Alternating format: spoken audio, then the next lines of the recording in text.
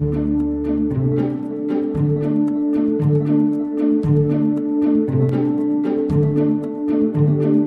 j'ai choisi de vous présenter une recette à base de truffes, puisqu'on est là pour ça.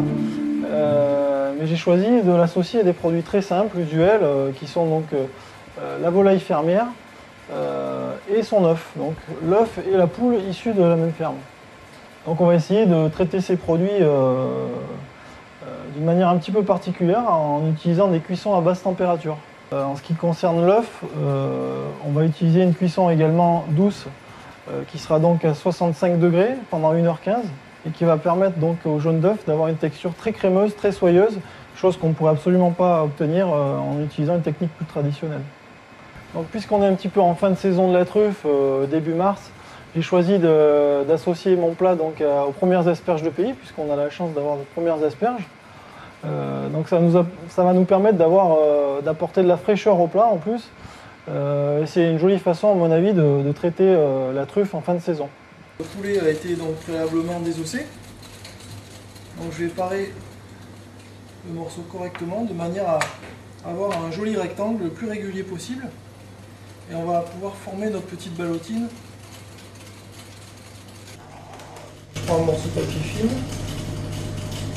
Je mets ma cuisse de poulet dessus en essayant de rassembler un maximum la chair vers l'intérieur et former, je vous disais tout à l'heure, un rectangle à peu près parfait. Donc tout simplement on assaisonne le sel et le poivre.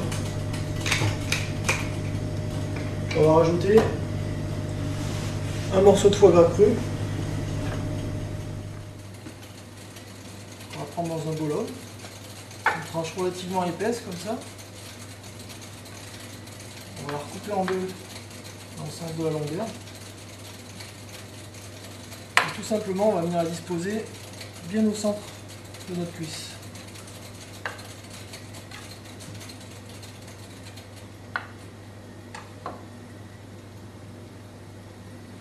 Je rassaisonne un petit peu par-dessus.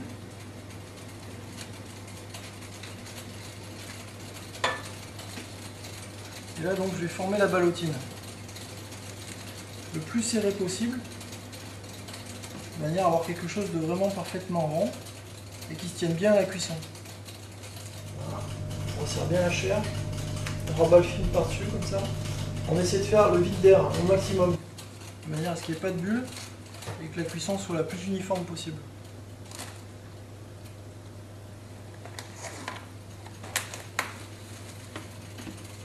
Voilà, toujours bien tendu comme ça.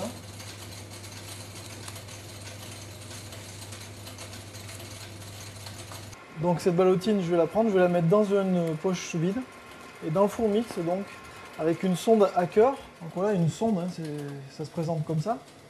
Donc une fois que notre cuisse de poulet aura été mise sous vide, on va donc mettre cette sonde à l'intérieur de la chair et ça va nous permettre de contrôler donc jusqu'à une température interne de 67 degrés. Donc en ce qui concerne le filet, on va le mettre directement dans notre poche sous vide une fois qu'on l'aura salé et poivré. Voilà, donc maintenant on va s'occuper des asperges. Hein. Les grosses, je les prends, j'enlève la partie basse et je vais m'en servir donc pour faire la purée qu'on servira donc avec l'œuf. Cette partie-là, donc la pointe, l'aspect le plus tendre de l'asperge, je vais le cuire à l'anglaise, donc au bouillante salé quelques minutes. On les garde bien croquantes, pas trop cuites, et on les plonge dans un cul de poule avec de la glace, de manière à bien fixer la chlorophylle et garder le vert de l'asperge. Voilà, donc je mets tout simplement un filet d'une bonne huile d'olive au fond de la poêle. Et je vais faire sauter vivement mes petites pointes d'asperges, jeunes asperges comme ça. Et ça va demander vraiment très peu de cuisson, hein. C'est quasiment instantané.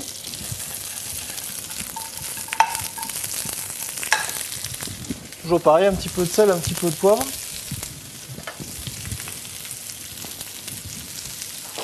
Là on ne cherche pas à faire une cuisson, on cherche juste à la limite à chauffer l'asperge, hein, parce qu'on va vouloir garder ce côté croquant.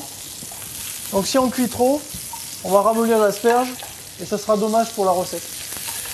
Le filet de poulet qui a été cuit donc préalablement à 58 degrés. Donc je l'éponge un petit peu sur un papier absorbant de manière à pouvoir faire une belle coloration sans qu'il y ait de résidus d'humidité, hein, qui coupe en fait notre coloration. Hein. Ça gênerait la coloration si jamais on avait un petit peu d'eau qui se retrouvait dans la poêle. Un filet d'huile d'olive.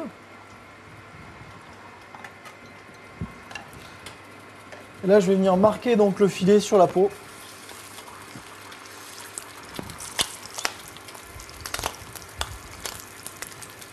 Voilà.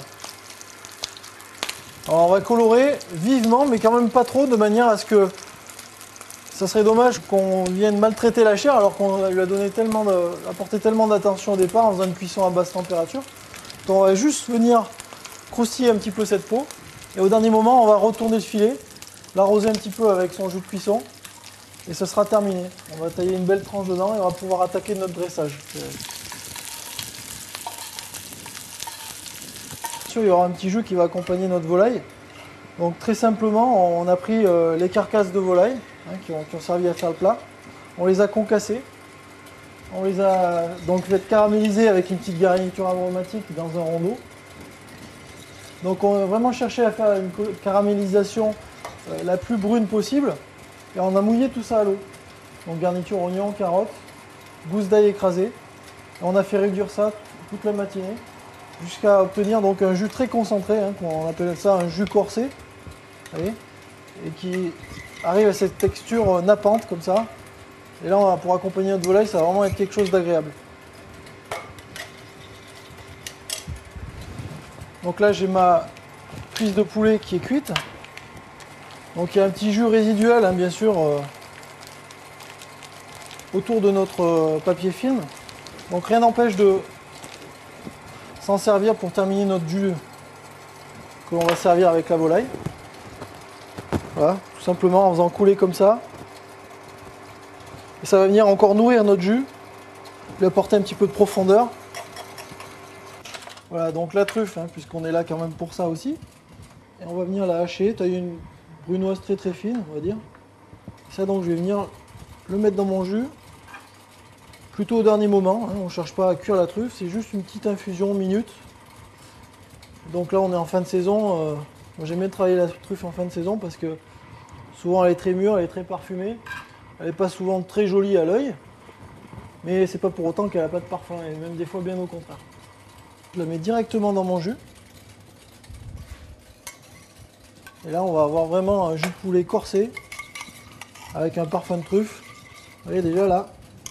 Je mets mon étui, déjà, ça a commencé à infuser, on a vraiment un parfum puissant de truffe, c'est très, très, très intéressant. La volaille, l'œuf, l'asperge, tout ça appelle le vionnier. Et où est-ce que le vionnier s'exprime le mieux au monde? Eh ben, c'est à Condrieu. Condrieu, même terroir Côte-Rôtie, on est vraiment dans ces appellations d'exception, probablement un des plus grands blancs du monde, sans chauvinisme aucun. Le vionnier, qui, dans son expression du Condrieu, fait des choses absolument merveilleuses. Je pense notamment à des cuvées de chez François Villard, par exemple, sur le Grand Vallon, mais aussi sur des vignerons absolument mythiques, puisque Georges Vernet, qui maintenant a été repris par sa fille Christine, fait partie de ces vignerons qu'on fait connaître le vionnier et donc le Condrieu partout dans le monde. Alors le vionnier, ça pourra être aussi un vionnier du sud, tout simplement. Là, on est dans le sud de l'Ardèche, chez un jeune vigneron qui s'appelle Nicolas Croze et qui fait des cuvées toutes bio aussi. Et on va avoir un vionnier un peu plus exubérant, un peu plus fleuri, mais il a travaillé la fraîcheur aussi. Et ça, c'est indispensable d'avoir cette nervosité un petit peu dans le vin, ce côté un peu tendu qui va éviter à la bouche de se fatiguer trop vite et prolonger le plaisir. Alors, contrairement à ce qu'on pense, le blanc se carafe aussi, et contrairement au rouge, eh ben, c'est plutôt les blancs anciens, un peu âgés, qui vont devoir se carafer pour justement se mettre en place, alors que ceux sur la jeunesse, eux, vont pouvoir laisser parler librement leur vivacité, leur fraîcheur, leurs fruits. Et lorsqu'on parle vionnier ou condrieux, eh ben, le premier fruit qui vient, ce sont ces notes d'abricot. Et puis aussi en termes de nez, des notes très fleurales, un peu comme ça, fleurs blanches, acacia. Et c'est ce qui d'ailleurs répond bien à l'asperge. vais commencer par couper ma cuisse. Donc là, je choisis de faire une petite portion, hein. Je vais dresser ça comme si je dressais un plat au restaurant dans le cadre d'un menu dégustation, hein. Donc des petites choses à chaque fois, mais on essaie d'apporter un maximum de soin. Donc, un joli médaillon comme ça. Je le réserve au chaud. Ensuite, même chose pour mon filet.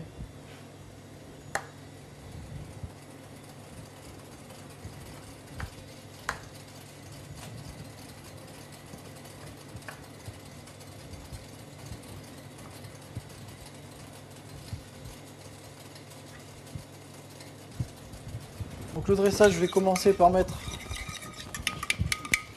mon jus corsé au centre de l'assiette, très simplement.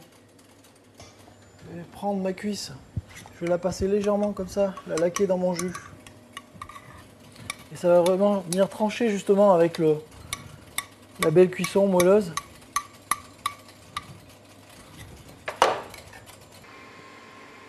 Voilà ma cuisse.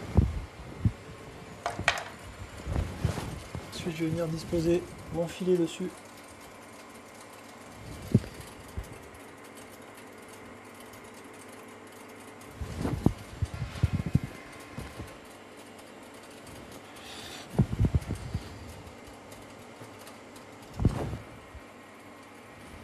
Alors on va chercher un petit peu le volume.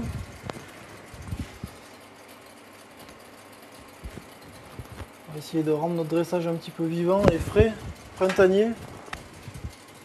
Dans l'esprit d'un petit jardin. Voilà, donc on va avoir une asperge comme ça qui a été cuite à l'anglaise, hein, donc qui sera tendre, donc cette grosse asperge, et puis nos petites pointes d'asperges jeunes qui ont été juste snackées comme ça, juste passées à la poêle et qui vont apporter du croquant au plat. Là je vais venir ajouter des petites gouttes de jus comme ça, un petit peu sur les asperges, un petit peu sur notre poulet. Si on veut, on peut faire un petit effet comme ça. Et la touche finale, bien sûr, la belle truffe.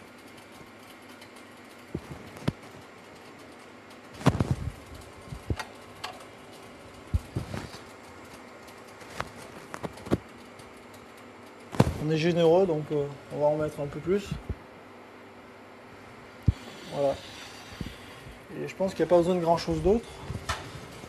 Si ce n'est peut-être quelques petites fleurs pour le clin d'œil à la saison, toujours. On a des jolis primes verts en ce moment, des violettes qui sont sur nos talus. Ça fait un petit rappel à la saison et ça vient amener un petit peu de vie à notre plat. Donc pour accompagner mon plat, je vais faire. Donc on va servir notre œuf dont on a parlé au début, hein. Donc je fais une petite salade d'asperges crues, hein, avec les pointes d'asperges, donc toujours la partie la plus tendre, la pointe. Je les mets dans un petit récipient. Un petit filet d'huile d'olive. Un tout petit peu de vinaigre de Xérès par exemple, hein, ça peut être un jus de citron. Du sel. Un petit ton de moulin. Je vais mélanger ça. Voilà, c'est, on dirait une petite marinade instantanée, hein, juste pour venir enrober un petit peu nos asperges et apporter du croquant à l'œuf.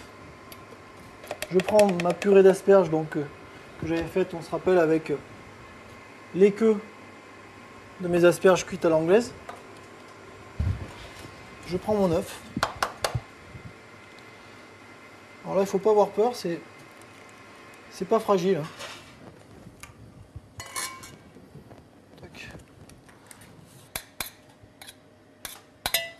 Donc je vais sacrifier un œuf, hein, je vous en montrer un, pour qu'on voit vraiment la texture qu'on obtient avec cette cuisson à 65 degrés. Voilà, donc on a vraiment une texture pommade, crémeuse, au niveau du jaune, comme ça. Et le blanc, c'est un petit peu pareil d'ailleurs. On voit qu'on a vraiment un blanc qui est souple et qui est très agréable en bouche, quoi. Donc ça, on peut se satisfaire même de le manger tout simplement avec un ton de moulin, un peu de fleur de sel, et on se régale. Je vais venir prendre mon œuf et je le pose tout simplement sur ma purée d'asperges. Je vais venir disposer les petites asperges crues sur l'œuf en essayant de donner un petit peu de volume. Un léger tournemoulin, un peu de fleur de sel. Et pour terminer, on va mettre quelques petites pousses de shiso. Donc au goût légèrement anisé, qui va venir un petit peu relever le plat et apporter encore un petit peu plus de fraîcheur. Ainsi qu'un cresson moutarde. Et notre petite julienne de truffe qui va venir coiffer le tout. Là on est vraiment dans l'esprit d'un œuf en salade avec du croquant, de la truffe. Puis on termine en coiffant avec une petite biscotte maison que j'ai faite à partir d'une ficelle achetée chez le boulanger et séchée lentement au four. Voilà, et là on a un petit accompagnement de notre plat sur un même thème qui sera fort agréable. J'espère.